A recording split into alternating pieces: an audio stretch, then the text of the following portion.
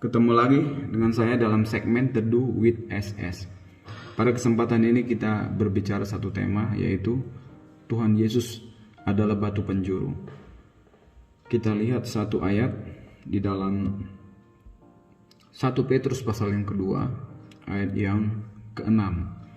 1 Petrus 2 ayat yang ke-6, saya akan bacakan.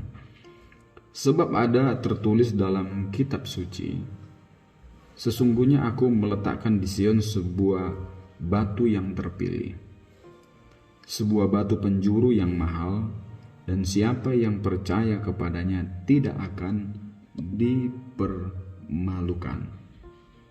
Tidak akan dipermalukan.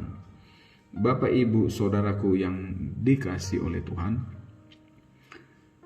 Rasul Petrus menegaskan bahwa Yesus disebut sebagai batu yang terpilih dan merupakan batu penjuru yang mahal. Sehingga barang siapa yang percaya kepadanya tidak akan dipermalukan. Tidak akan dipermalukan. Pertanyaan yang sangat penting yang harus kita tahu pada kesempatan ini ialah mengapa Yesus disebut sebagai batu penjuru yang sangat berharga. Yang pertama, Yesus disebut sebagai batu penjuru karena Yesus Kristus adalah batu penjuru yang menentukan keselamatan kita. Jadi dia disebut batu penjuru karena Yesus sangat menentukan keselamatan kita, orang-orang percaya. Yesus sebagai juru selamat. Kalau kita melihat dalam tulisan Lukas, dia mengatakan bahwa tidak ada di dalam siapapun juga selain di dalam Dia, sebab di bawah kolong langit ini tidak ada nama lain yang diberikan kepada manusia yang olehnya kita dapat diselamatkan. Jadi tidak ada satu nama di bawah kolong langit ini yang olehnya diselamatkan, yaitu selain nama Yesus.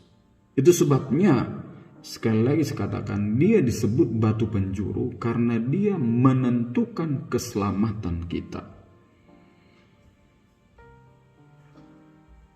Dan kita melihat juga dalam firman Tuhan yang lain dikatakan bahwa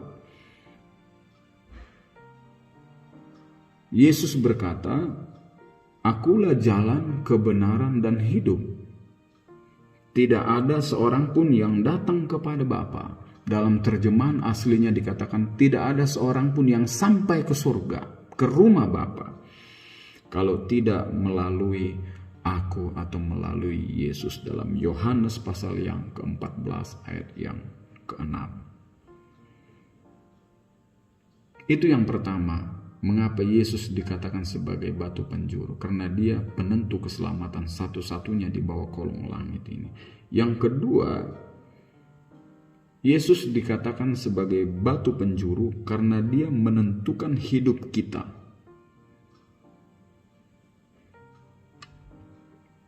Yesus adalah sumber kehidupan. Sehingga Rasul Yohanes menulis di dalam Yohanes pasal yang pertama ayat yang ke-4. Dalam Dia ada hidup, dan hidup itu adalah terang manusia. Jadi dalam Yesus ada hidup.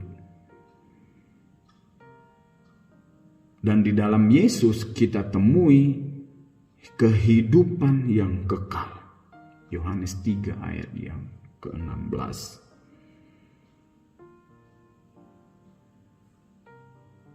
Dan di dalam Yesus juga ada hidup yang berkelimpahan. Kita baca satu ayat dalam Yohanes 10 ayat yang ke-10.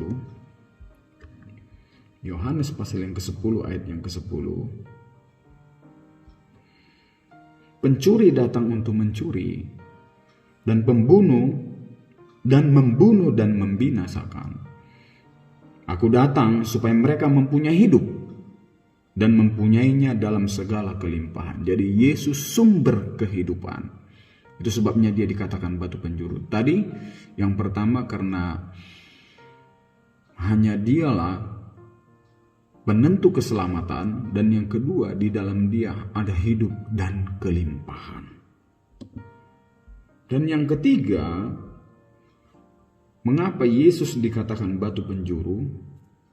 Karena Yesus menentukan rezeki kita. Saya yakin setiap kita menginginkan berkat atau rezeki dalam hidup ini. Dan kita tahu dalam perspektif Alkitab, untuk mendapatkan berkat dari Tuhan Yesus, ada beberapa syarat yang harus kita ketahui. Yang pertama, rezeki atau berkat kita dapatkan jika kita mengutamakan Tuhan dibandingkan dengan yang lain.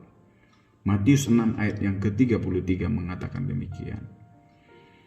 Dan yang kedua, rezeki kita dapatkan jika kita memenuhi hukum memberi. Jadi rezeki kita dapatkan jika kita memenuhi hukum memberi. Jadi untuk kita mendapatkan berkat atau rezeki, kita harus memberi.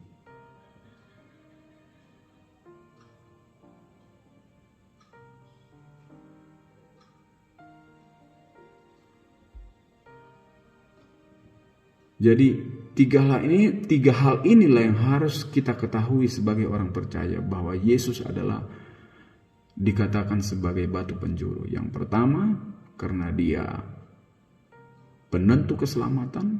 Yang kedua, di dalam dia ada hidup dan kelimpahan. Dan yang ketiga, dia penentu rezeki kita.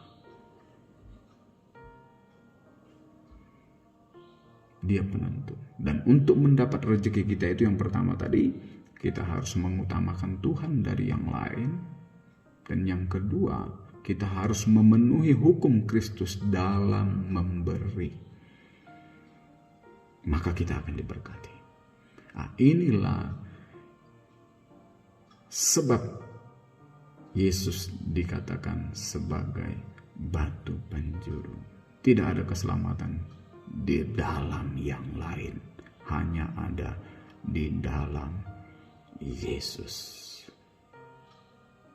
Biarlah ini menjadi pelajaran bagi kita untuk kita semakin mengerti kebenaran firman Tuhan. Terima kasih. Tuhan Yesus memberkati kita semua. Amin.